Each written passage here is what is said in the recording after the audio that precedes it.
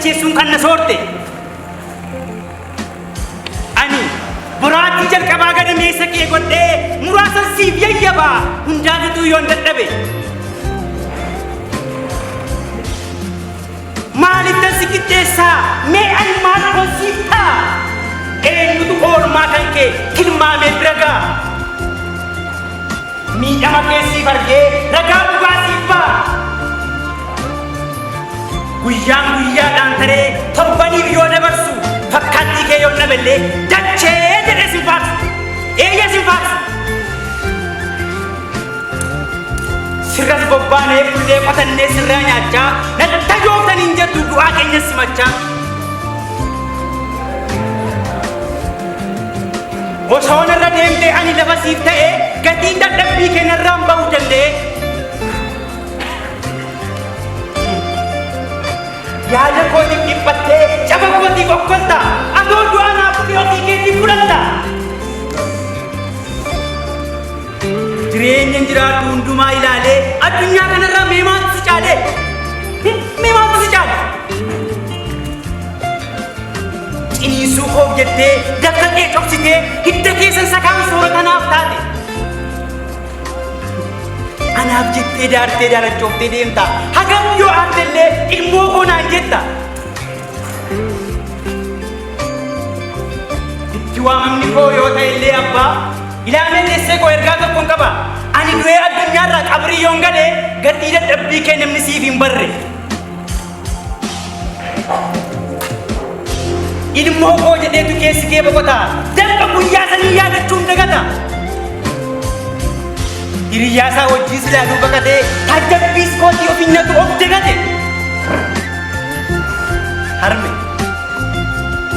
deesse dhiiba manaaf godhi dhugaa kan keenaale. Gadaanatti jabaattee natti aartaa miti. Anaaf jettee qattee gogaa baasta miti. Ani haadhan qaba malee haadha ormaa miti. Uummanni wal furee dabaree waardiyyaa yoo eege inni haadha qabu immoo isa haadha qabneef osoo walii beeke. Miidhuu guyyaa sadii dachee duraa bantee kan ofitti waamtu sababa haadhaatiin kan inni mana dhabee daandiirra jiraatu. Daandiin karaa lakkuu jalaatu badee utuu humna qabu hojjechuu dadhabee kan masliifa ta'e.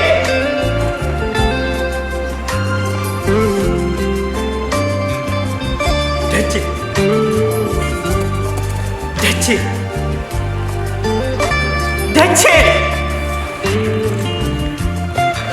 maal si goonee nuti maaliif nutti himtu? Maal si goonee nuti mee maal nutti himta? Haadha ilmoo irraa waamtee maaliif beelichita?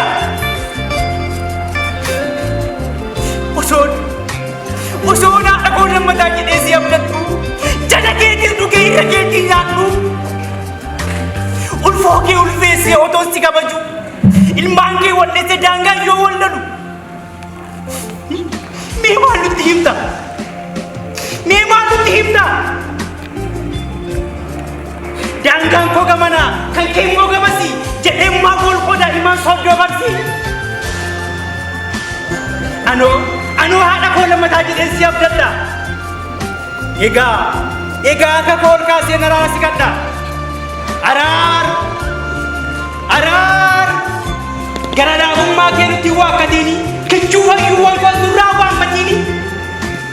Suuqa kee ganamaa maal nurkaa morkite qamadii qotannee maaf hin girgaalanuu laatte?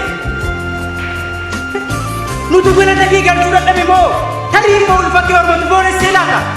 Maaliif nutti himtu beekaa jalliste moo? Araara siin jenna ganamaaf galgala.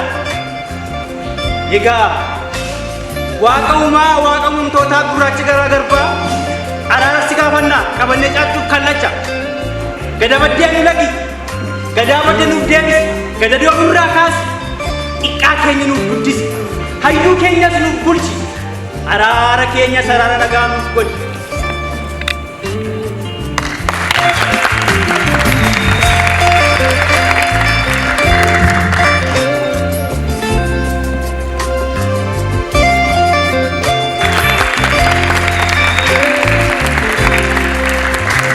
Ooh.